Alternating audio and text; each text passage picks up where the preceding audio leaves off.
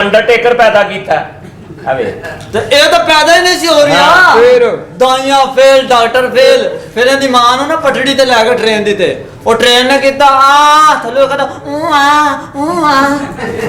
अन्नी दा other way कमजोरी दा आलम सोने दा ਇਹਦੇ ਵੱਡੇ ਭਰਾ ਨੇ 1 to 5 ਲਿਆ ਅੱਛਾ ਇਹ ਕਹਿੰਦਾ ਪਹਿਲੀ ਕਿੱਕ ਮੈਂ ਮਾਰਾਂਗਾ ਸਾਲੇ ਨੇ ਪਹਿਲੀ ਕਿੱਕ ਮਾਰੀ 3 ਦਿਨ ਹਵਾ 'ਚ ਹੀ ਰਿਹਾ हाँ माशाअल्लाह जिन्हों दसन दिया ना ये जम्मन दे तराने लगे ने ਉਹ ਕਿਹੜੇ यकीन कर जो होने वाला सी ना ਇਹਦੀ ਮਾਂ ਨੇ ਮੰਜੀਆਂ ਪੈਂਦਾ ਫੜੀਆਂ ਤੇ ਤਰਾਨਾ ਲੱਗਾ ਸੀ ਜਜ਼ਬਾ ਜਨੂਨੂ ਤੂੰ ਹਿੰਮਤ ਨਾ ਹਾਰ ਉਹ ਪਿਆ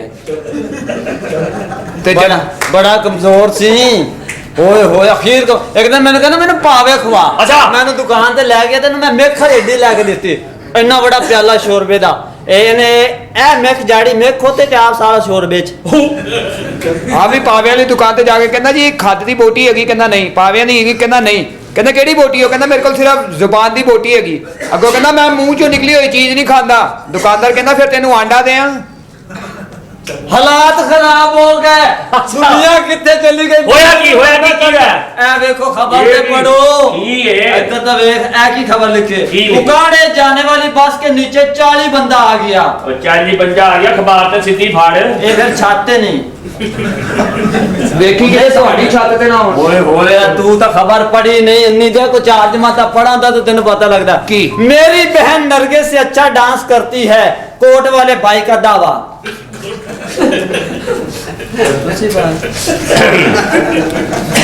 अच्छा मेरे ਹਫਸ਼ਨ ਦਿਆ ਬੱਚਿਆ ਕਿਹੜਾ ਖਬਰ ਪੜ ਕੀ ਹੋਇਆ ਅਬੇ ਕੀ ਲਿਖਿਆ ਕੀ ਲਿਖਿਆ ਅਬੇ ਇਹੋ ਕੀ ਲਿਖਿਆ ਕੀ ਲਿਖਿਆ ਕੀ ਲਿਖਿਆ ਕੀ ਇਹੋ ਹੀ ਤਾਂ ਪੁੱਛਣ ਦਿਆ ਕੀ ਲਿਖਿਆ और ये लिखा है हीरा मंडी में आग लग गई अमले को बुलाया गया हाँ अमले ने आग पर काबू पा लिया अब अमले पर काबू नहीं पाया जा रहा ਭੱਜ ਕੇ ਆਪਣਾ ਨਾਨਕਾ ਬਚਾ ਜਾ ओए नानका बचा एक किराया नहीं देना 16 ਤਰੀਕ ਨੂੰ ਆਣਾ जान किनू देनी ਅੱਲਾ ਨੂੰ छोटी बहन मैनू देनी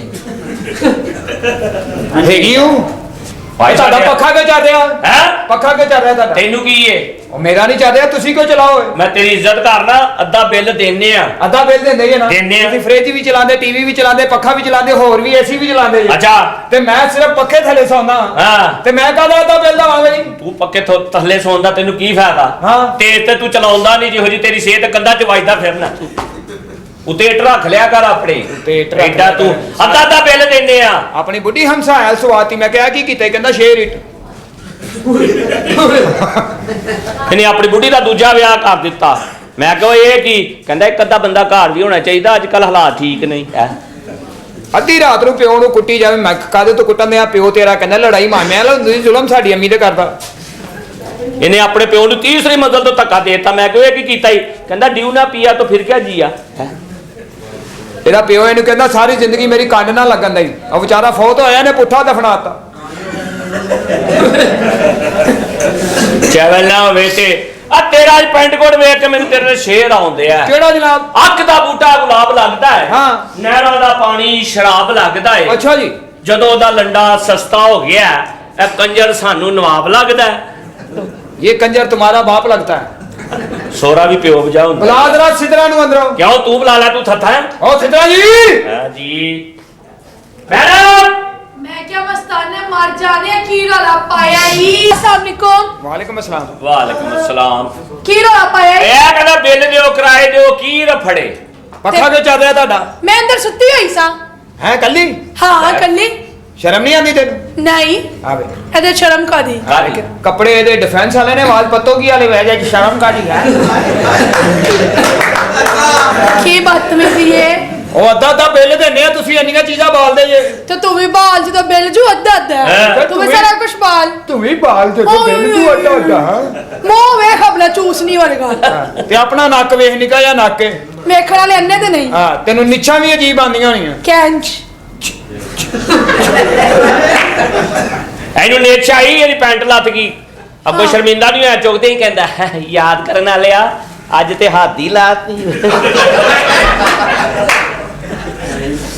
ਇਹਦੇ ਘਰ ਸ਼ਨਾਤੀ ਕਾਰਡ ਬਣਾਉਣਾ ਇਹਨੂੰ ਪੁੱਛਦੇ ਤੇਰੀ ਜ਼ਾਤ ਕੀ ਕਹਿੰਦਾ ਪਹਿਲੋਂ ਸੀ ਰਾਈ ਸਾਹਿਬ ਫੇਰ ਹੋਏ ਪੱਟੀ ਅੱਜ ਕੱਲ ਦਰਦੀ ਅਗੋਂ ਅੰਮੀ ਦੀ ਮਰਜ਼ੀ ਬੰਦੇ ਦੇ ਕਿੰਨੇ ਪਿਓ ਹੁੰਦੇ ਨੇ ਇੱਕੋ ਹੀ ਤੇ ਤੇਰੀ ਬਲਦੀਏ ਚ ਰਸ਼ ਕਿਉਂ ਲਿਖਿਆ ਹੈ?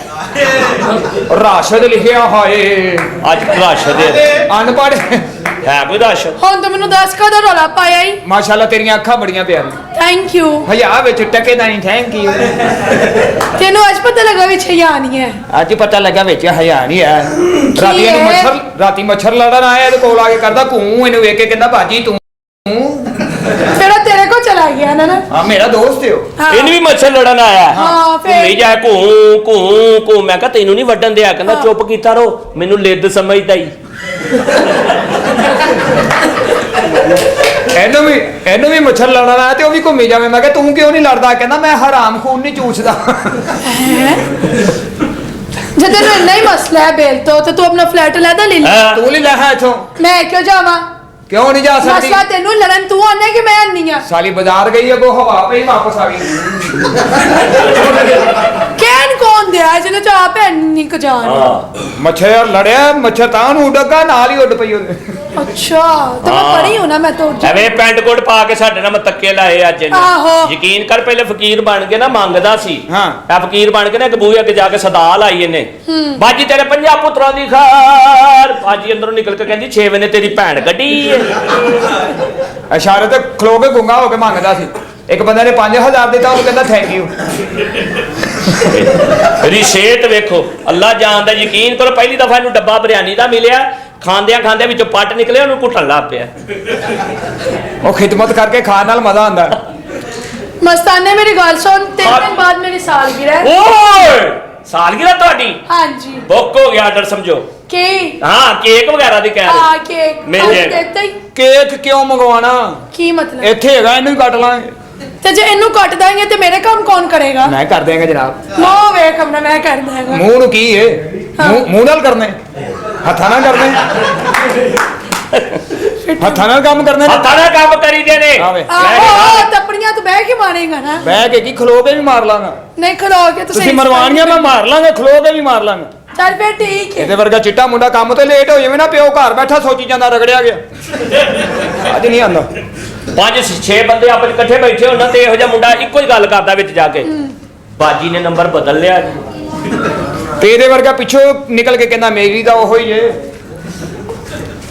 ਤੇ ਇਹਨੂੰ ਕੋਈ ਬਿੱਲ ਦਿਓ ਮਗਰੋਂ ਲਾਓ ਐਵੇਂ ਸਾਰੇ ਮਹਿਮਾਨਾਂ ਨੂੰ ਵੀ ਬੁਲਾ ਲਈ। ਮਹਿਮਾਨ ਵੀ ਆ ਜਾਣਗੇ। ਹਾਂ ਦੱਸ। ਸਾਲਗਿਰਹ ਤੁਹਾਡੀ ਹਾਂਜੀ ਜੀ ਓਏ ਮੋਮਬੱਤੀਏ ਤੂੰ ਬਾਲ ਲੈ। ਤੈਨੂੰ ਵੀ ਇੱਥੇ ਅੱਗ ਲਾ ਕੇ ਅਸੀਂ ਕਰਨਾ ਹੈਪੀ ਬਰਥਡੇ ਟੂ ਯੂ ਉਹ ਜਦੋਂ ਕਿਹੜਾ? ਮੋਮਬੱਤੀ ਪਿਘਲ ਜਾਂਦੀ ਹੈ ਨਾ ਵਿੱਚ ਇਹੋ ਜਿਹਾ ਧਾਗਾ ਨਿਕਲਦਾ ਹੀ ਹਾਂ ਸਹੀ ਕਹਿ ਰਿਹਾ। ਹੁਣ ਤੂੰ ਕਾਹਦੀ ਲੜਾਈ ਪਾਈ ਹੋਈ ਹੈ? ਬਿੱਲ ਤੈਨੂੰ ਮਿਲ ਜਾਏਗਾ। ਹਾਂ ਬਿੱਲ ਮਿਲ ਜਾਏਗਾ ਮੈਨੂੰ ਕਹਿੰਦੇ ਆ ਤੈਨੂੰ ਬੈਡਰੂਮ ਵਹਾਵਾਂ ਅੱਛਾ ਮੈਂ ਕਿਹਾ ਟਾਇਰ 'ਚ ਬਿਸਤਰਾ ਲਾਇਆ ਇਹਨੇ ਕਿੱਥੇ?